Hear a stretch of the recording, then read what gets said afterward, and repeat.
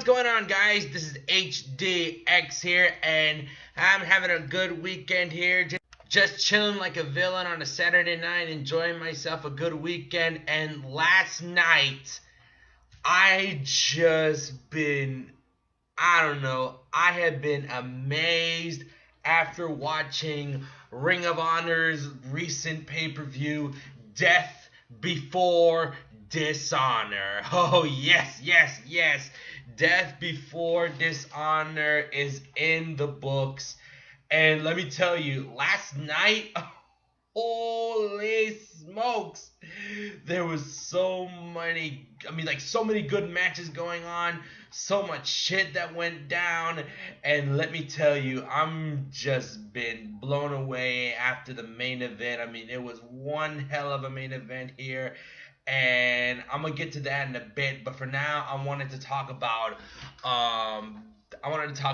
what I saw, and talk about like the matches that took place, and I want to give you my thoughts, feelings, my reactions, and whatnot on this pay-per-view that went down in the Sam's Town Casino in Las Vegas, Nevada.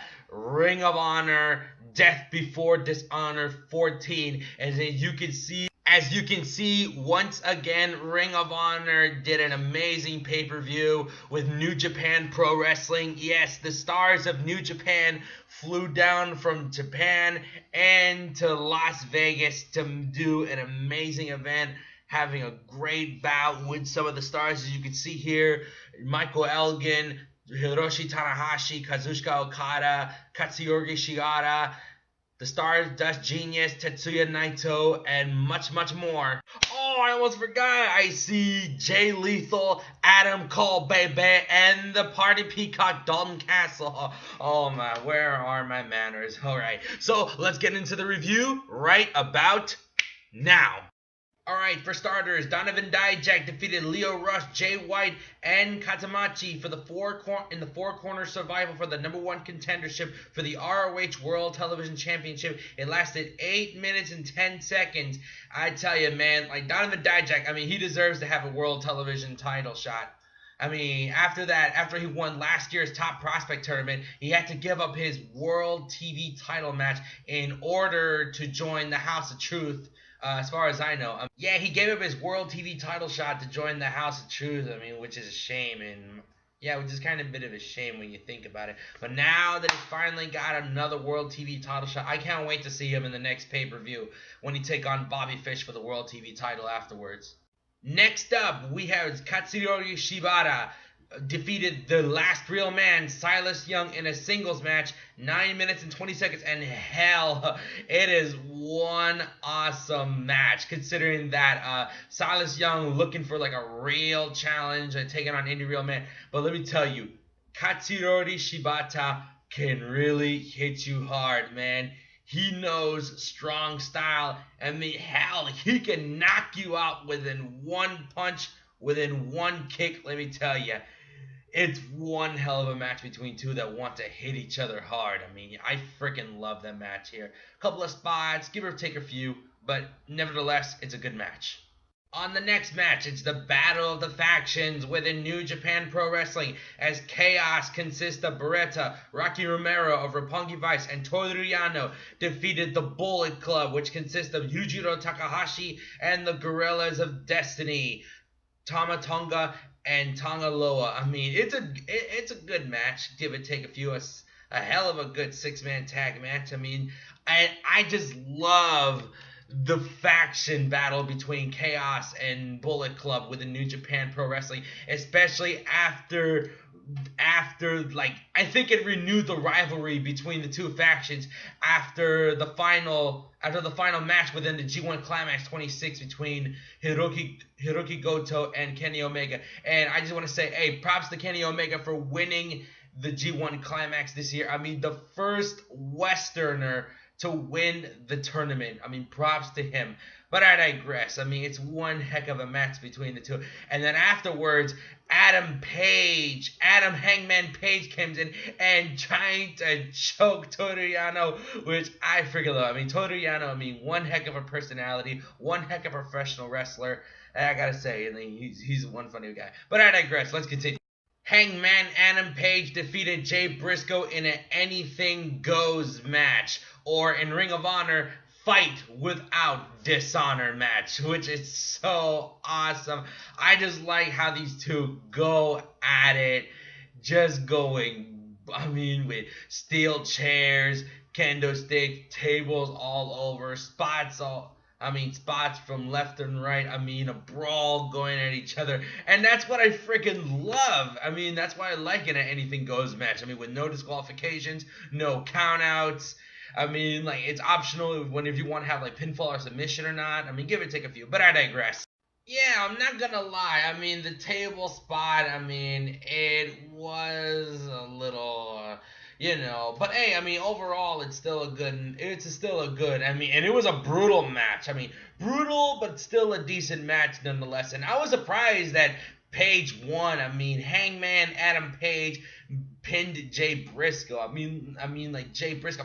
Nobody pins Jay Briscoe. I'm surprised that Adam Page won. But nevertheless, it's still a good win for him. Alright, let's continue. IWGP Heavyweight Champion, the Rainmaker, Kazuchika Okada defeated Dalton Castle.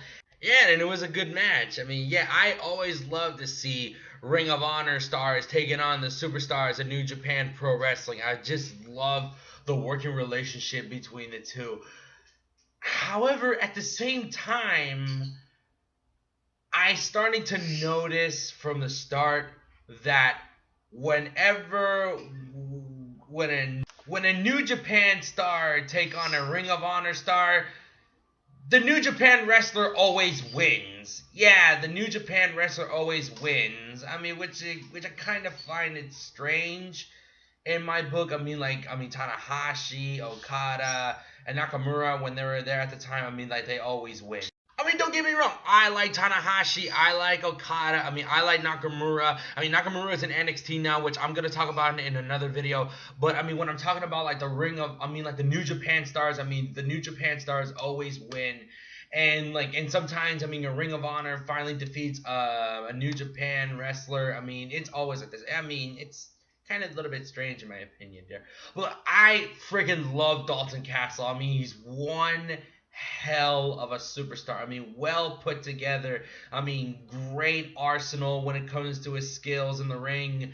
A whole new a fresh new persona. I just love, the party peacock. I always love his entrance when he says, "Boys, let's go break some hearts. I'm a fire starter, baby." And when he pulled up the costume, it's just so freaking awesome. I always love his entrances. I love the theme song from I Want It All by Queen, his own version of I Want It All by Queen by Adam Masker. And I also love Kazuchika Okada. One hell of a superstar in New Japan. I love the Rainmaker persona. I love his style of wrestling, especially his signature move, the Rainmaker. He is just so freaking awesome. It was a decent match. Okada wins. Alright, let's continue. The Addiction, Christopher Daniels and Frankie Kazarian defeated Hiroshi Tanahashi, Michael Elgin, and Los Ingobernables de Japón, with Tetsuya Naito and Evil, formerly known as Takai Watanabe. Tranquilo, Asenayo. From double teams to amazing spots. Some good spots left and right. Tags here, yeah, tags there. And in the end, the Addiction survived the three-way battle. Just one heck of a match. And then the big main event. This is one of the most highly anticipated main events.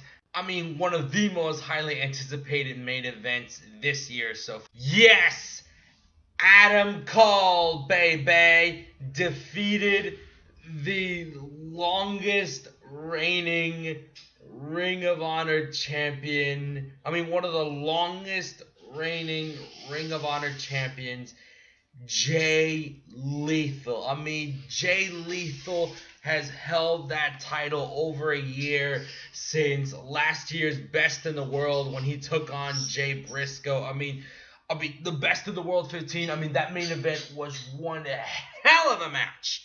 Just one hell of a freaking match. And now of the Adam Cole versus Jay Lethal. I mean, holy smokes. One of the most highly anticipated main event matches of the year so far. I mean, Jay Lethal wanted revenge after what the Bullet Club did to him. I mean, they shaved the hair off his head. I mean, they shaved his head. And he wanted to get even by cutting Adam Cole's ponytail off his back. I mean, he wanted to get revenge in Las Vegas. I mean, those two went at it. I mean, those two went at it. I mean, from spot to spot, pillar to post. I mean, from turnbuckle to apron. I mean, they just went on and on and on for the past 27 minutes as I count. And in the end, boom, baby, Adam Cole is the new Ring of Honor World Heavyweight Champion. And now that all the power has come in, so does the Bullet Club. I mean, the Bullet Club has roused back to the top of the mountain. All thanks to Adam Cole winning the world title and Kenny Omega winning the G1 Climax. I mean, let me tell you, I mean, the Bullet Club is not just, in ROH and in New Japan all alone. I mean, just look in the WWE. I mean, Finn Balor, Gallows, and Anderson, and AJ Styles. I mean, it's all over the wrestling world. It's all over the freaking wrestling world, and I just love it. And at the end of the match, after Adam Cole raised the title belt high above his head, boom, Kyle O'Reilly just went ham on Adam Cole because he wanted to get revenge on him. I mean, he wanted to get even with him after what the Bullet Club did to Kyle O'Reilly when he was going to face Jay Lethal for the World Heavyweight title at a ROH TV taping event. But it didn't happen because the Bullet Club just knocked him and trying to weaken his shoulder. I mean, I can't wait to the next pay-per-view. I just can't wait. So, overall, Death Before Dishonor. I gotta say, it's a decent pay-per-view. I heard some people say, the booking was predictable, but I think it's a good pay-per-view. A couple of good matches, and end it with an amazing main event to have an amazing finish. Adam Cole, now the two-time ROH World Heavyweight Champion, man. You deserve it. Adam Cole, Bullet Club, baby. Alright, I'm going to wrap this video up by saying, hey, what do you guys think about the pay-per-view? Just leave a comment down below, give it a video thumbs up, and please definitely subscribe. This is HDX, signing out. Have a good one.